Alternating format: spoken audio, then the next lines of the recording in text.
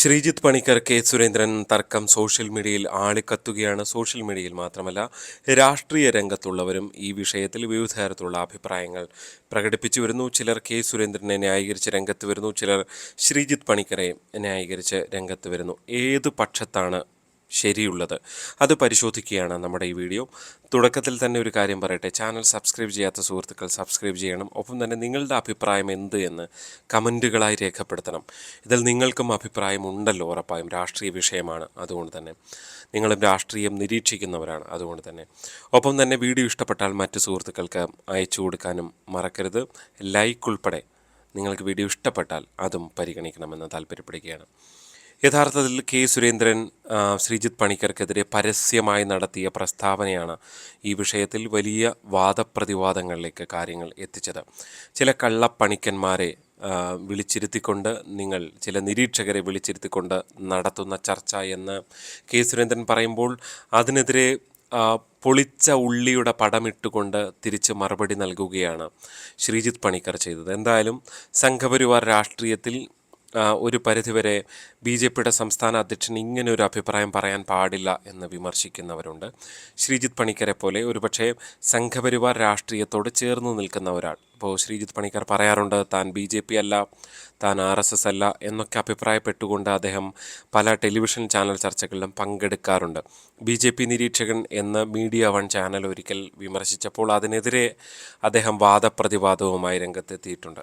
അതായത് താനൊരു B J പിക്കാരനാണ് അല്ലെങ്കിൽ സംഘപരിവാറുകാരനാണ് എന്ന ലേബലിൽ അറിയപ്പെടാൻ ശ്രീജിത്ത് പണിക്കർ താല്പര്യപ്പെടുന്നില്ല എന്ന് വ്യക്തമാണ്. എന്തായാലും ഈ വിഷയത്തിൽ യഥാർത്ഥത്തിൽ ആരുടെ ഭാഗത്താണ് ശരി?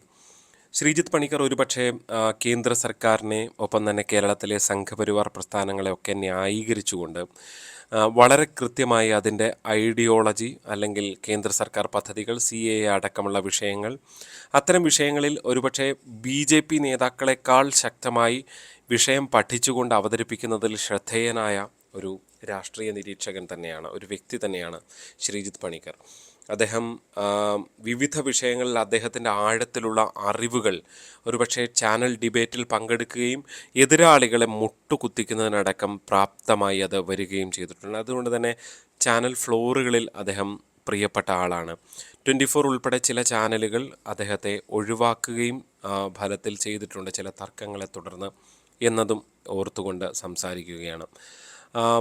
തീർച്ചയായും നേരത്തെ പറഞ്ഞ പോലെ ശ്രീജിത്ത് പണിക്കർക്കപ്പുറത്തേക്ക് അത്രയധികം ഡിബേറ്റിൽ മികവ് പുലർത്തുന്ന ഒരാൾ സംഘപരിവാർ പ്രസ്ഥാനത്തിലുണ്ടോ എന്ന സംശയം ബാക്കി വെച്ചുകൊണ്ട് തന്നെയാണ് ശ്രീജിത്ത് പണിക്കരുടെ കഴിവുകളെ, അദ്ദേഹം എടുക്കുന്ന പഠനത്തിന് വേണ്ടി എടുക്കുന്ന നിലപാടുകളെ, അദ്ദേഹം ആ രാഷ്ട്രീയത്തിന് വേണ്ടി നടത്തുന്ന ശ്രമങ്ങളെയൊക്കെ മാനിച്ചുകൊണ്ട് തന്നെ ഒരു പൊതുനിരീക്ഷണം നടത്തുമ്പോൾ ചില കാര്യങ്ങളിലേക്ക്, ചില പഴയ ഓർമ്മകളിലേക്ക് നിങ്ങളെ നയിക്കുകയാണ്.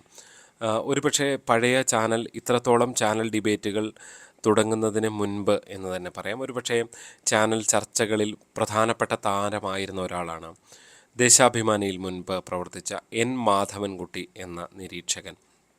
അദ്ദേഹം CPM രംഗത്ത് നിന്ന് സംഘപരിവാറിനെയും കോൺഗ്രസിനെയൊക്കെ കടന്നാക്രമിക്കുന്ന, വളരെ ഉച്ചത്തിൽ ശബ്ദമെടുത്തുകൊണ്ട് ബഹളം വെക്കുന്ന അദ്ദേഹത്തിൻ്റെ പ്രവർത്തനങ്ങൾ നമ്മൾ കണ്ടിട്ടുള്ളതാണ്. ഒരുപക്ഷേ CPM പല ചർച്ചകളിലും പങ്കെടുക്കാത്തപ്പോൾ യഥാർത്ഥത്തിൽ ഇടതുപക്ഷത്തെ പ്രതിനിധീകരിച്ചുകൊണ്ട് എന്ന നിലയിലായിരുന്നു N മാധവൻകുട്ടി ആ ചർച്ചകളിൽ പങ്കെടുത്തിരുന്നത്. ഞാൻ എൻ്റെ ലഭ്യമായ അറിവ് വെച്ചാണ് ഈ കാര്യം പറയുന്നത്. നിങ്ങൾക്ക് ആർക്കെങ്കിലും അതിനപ്പുറത്തേക്ക് അറിവുണ്ടെങ്കിൽ അല്ലെങ്കിൽ തിരുത്തണമെങ്കിൽ തിരുത്താം. ഞാൻ എൻ്റെ കേട്ടറിവ് വെച്ചുള്ള കാര്യമാണ് പറയുന്നത്. N മാധവൻകുട്ടി ഒരു പരിധി വിട്ട് ഇടതുപക്ഷത്തെയും CPMനെയൊക്കെ പല വിഷയത്തിലും പാർട്ടി ലൈനുള്ള, പാർട്ടി ചർച്ചയിൽ പങ്കെടുക്കേണ്ട എന്ന് പറയുന്ന വിഷയങ്ങളിൽ അത്തരം വേദികളിലാണ് ചാനലുകൾ അദ്ദേഹത്തെ ഉപയോഗിച്ചിരുന്നത്. പക്ഷേ അത് പലപ്പോഴും അതിരുവിട്ട് CPMൻ്റെ ലൈൻ തന്നെ ഇതാണ് CPM എന്ന് N മാധവൻകുട്ടി പറയുമ്പോൾ അത് ഒരു ഘട്ടത്തിൽ CPM ഇടപെട്ട് തന്നെ നിയന്ത്രിച്ചു എന്നുള്ളതാണ്. ഇനി CPMൻ്റെ പേരിൽ ഒരു ചാനൽ ചർച്ചയിലും പങ്കെടുക്കരുത് എന്ന് അദ്ദേഹത്തിന് നിർദ്ദേശം നൽകുകയും ചെയ്തു. പിന്നീട് അദ്ദേഹത്തെ കേരളം എവിടെയും ഒരു ചാനൽ ചർച്ചയിലും അങ്ങനെ കണ്ടിട്ടില്ല.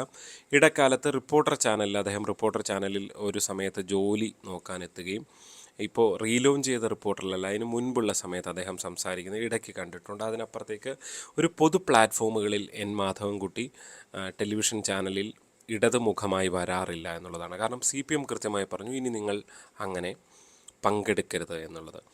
എന്തുകൊണ്ടാണ് CPMന് അങ്ങനെ തോന്നിയത് എന്ന് വെച്ചാൽ പാർട്ടി അല്ലാത്ത ഒരാൾ, പാർട്ടിയുടെ ചുമതലകളില്ലാത്ത ഒരാൾ വന്ന് പറയുകയും അത് പലപ്പോഴും പാർട്ടിയെ പ്രതിസന്ധികൾ ആക്കുകയും ചെയ്യുന്നു എന്നുള്ളതാണ്. പൊന്നു കായ്ക്കുന്ന മരമാണെങ്കിലും തലയ്ക്ക് മുകളിലേക്ക് വളർന്നാൽ വെട്ടിക്കളയുക എന്ന പോളിസി അവിടെ CPM സ്വീകരിച്ചു എന്ന് തന്നെയാണ് ഞാൻ മനസ്സിലാക്കുന്നത്. ശ്രീജിത്ത് പണിക്കറുടെ കാര്യത്തിൽ ഒരുപക്ഷെ ശ്രീജിത്ത് പണിക്കർ കേരളത്തിലെ BJPയേക്കാൾ വളർന്ന BJP ഫേസായി വളർന്ന ഒരാളാണ്. യഥാർത്ഥത്തിൽ സംഘപരിവാറിൻ്റെ മുഖമായി അദ്ദേഹം ചാനൽ ചർച്ചകളിൽ പങ്കെടുക്കുന്നു, പറയുകയും ചെയ്യുന്നു.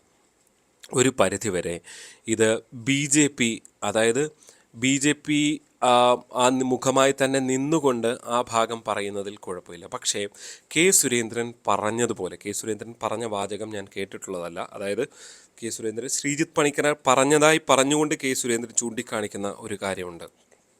BJP സംസ്ഥാന നേതൃത്വം തൃശ്ശൂരിലെ സ്ഥാനാർത്ഥിയെ സുരേഷ് ഗോപിയെ തോൽപ്പിക്കാനായി ഇടപെടുന്നു എന്ന് ശ്രീജിത്ത് പണിക്കർ പറഞ്ഞതായി സുരേന്ദ്രൻ ചൂണ്ടിക്കാട്ടുന്നുണ്ട്.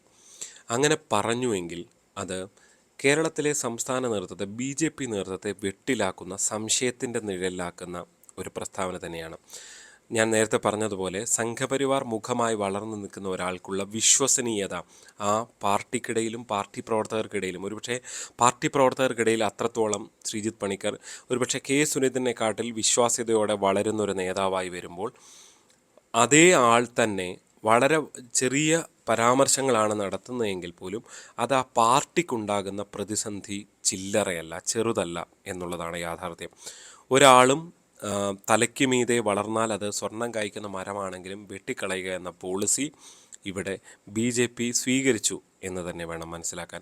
ഒരു പരിധിവരെ ഇത്രത്തോളം കേഡർ പാർട്ടിയായി നിൽക്കുന്ന ഒരു പാർട്ടിയെ സംബന്ധിച്ച് അതിനപ്പുറത്തേക്ക് അവർക്ക് ചെയ്യാൻ കഴിയില്ല എന്നുള്ളതാണ് അവസ്ഥ. ഒരുപക്ഷെ കോൺഗ്രസിനെ സംബന്ധിച്ച്, കോൺഗ്രസും ഇപ്പോൾ പലപ്പോഴും അങ്ങനെ ചാനൽ ചർച്ചകളിൽ പങ്കെടുക്കുന്നതിന് പാനലടക്കം ഉണ്ടായിട്ടുണ്ട്. അതിനപ്പുറത്തേക്കുള്ള പലരും നിരീക്ഷകരായൊക്കെ പങ്കെടുക്കാറുണ്ട്. പക്ഷേ ഒഫീഷ്യൽ പൊളിറ്റിക്കൽ ലൈനായി അവർ പലപ്പോഴും പറയാറില്ല.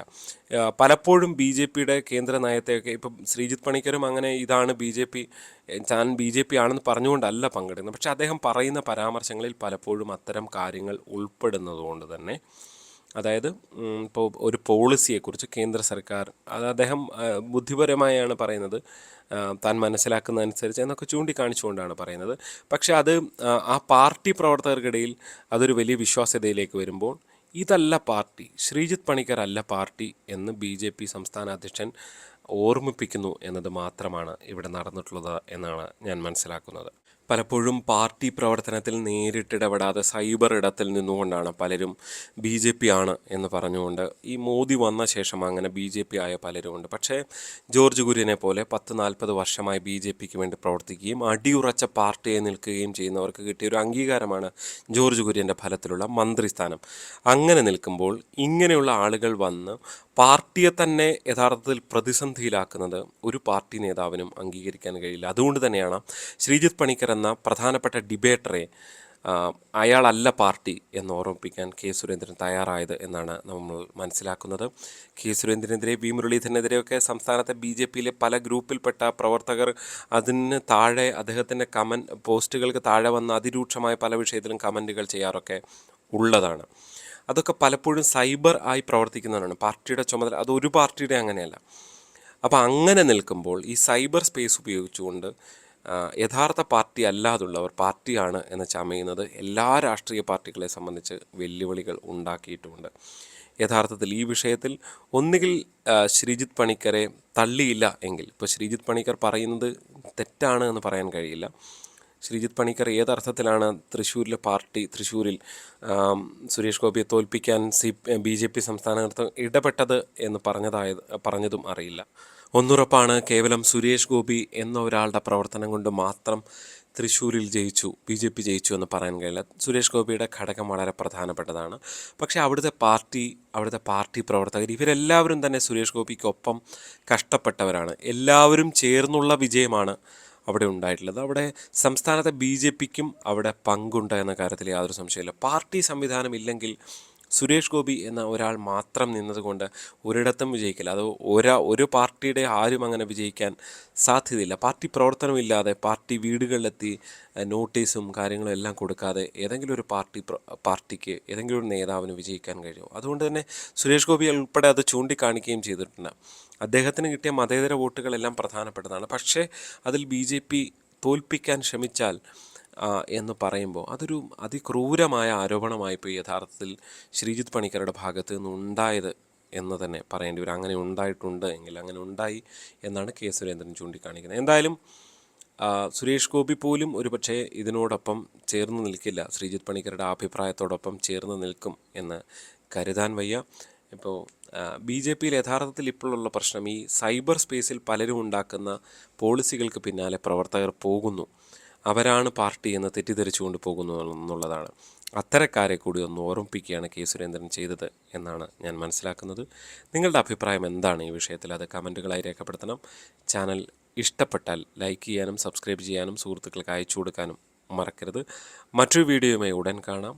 നന്ദി.